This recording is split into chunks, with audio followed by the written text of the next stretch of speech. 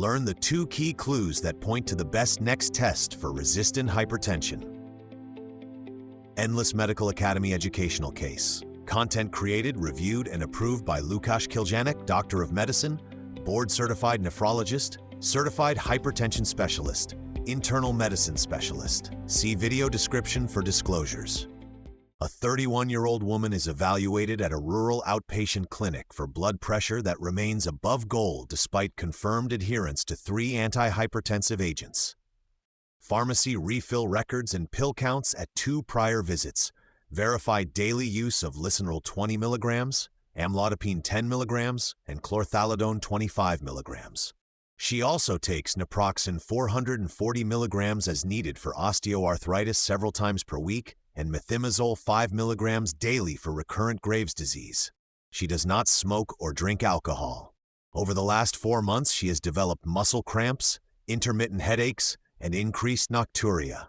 Temperature is 36.3 degrees Celsius, pulse 85 per minute, respiration 17 per minute, blood pressure 148/80 millimeters of mercury in both arms while seated, oxygen saturation 97% on room air, and body mass index 28 kilograms per square meter. Cardiopulmonary examination is normal.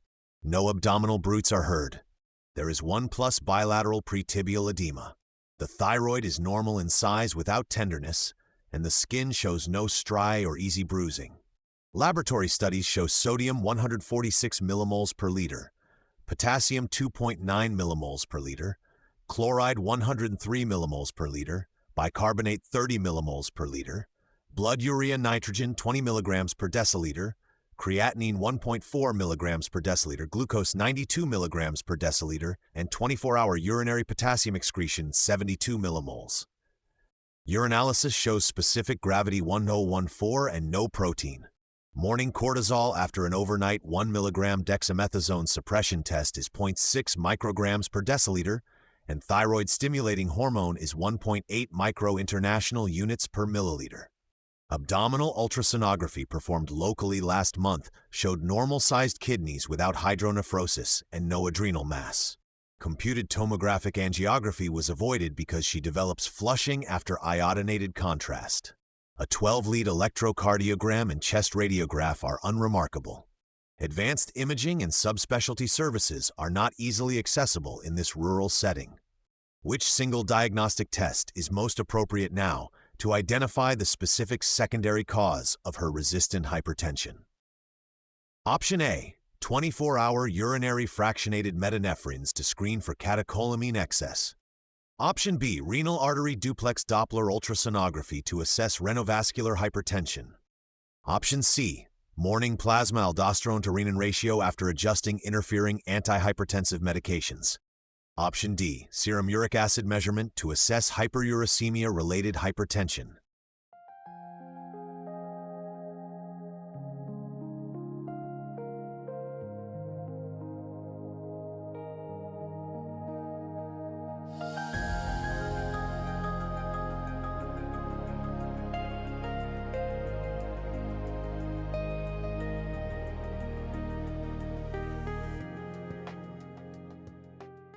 The correct answer is option C, morning plasma aldosterone to renin ratio after adjusting interfering antihypertensive medications. The most likely specific secondary cause is primary aldosteronism, so the best next diagnostic test is a morning plasma aldosterone to renin ratio after adjusting interfering antihypertensive medications. The stem is built around that pattern. Resistant hypertension on 3 drugs, hypokalemia to 2.9 millimoles per liter, metabolic alkalosis with bicarbonate 30 millimoles per liter, renal potassium wasting with 24-hour urine potassium 72 millimoles, and normal screening for other endocrine causes.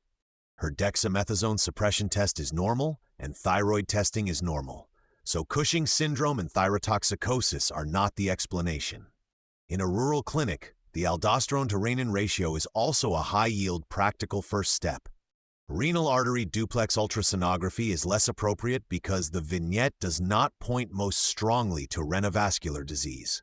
She has no abdominal brute, a young age that could raise fibromuscular dysplasia as a possibility, but the biochemical pattern much more strongly supports aldosterone excess. 24-hour urinary fractionated metanephrines are not the best next test because she lacks a catecholamine syndrome.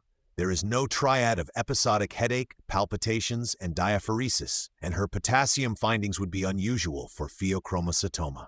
Serum uric acid does not identify a specific, treatable secondary cause of resistant hypertension. In summary, the correct answer is the aldosterone-to-renin ratio obtained after medication adjustment. Primary teaching point: resistant hypertension plus hypokalemic metabolic alkalosis should trigger screening for primary aldosteronism. Secondary teaching point: the best differentiating test is the one that fits both the biochemistry and the clinical setting, not the one that is merely available.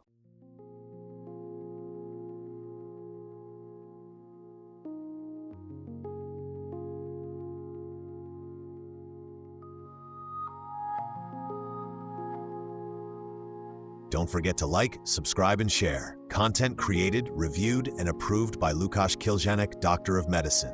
See video description for disclosures.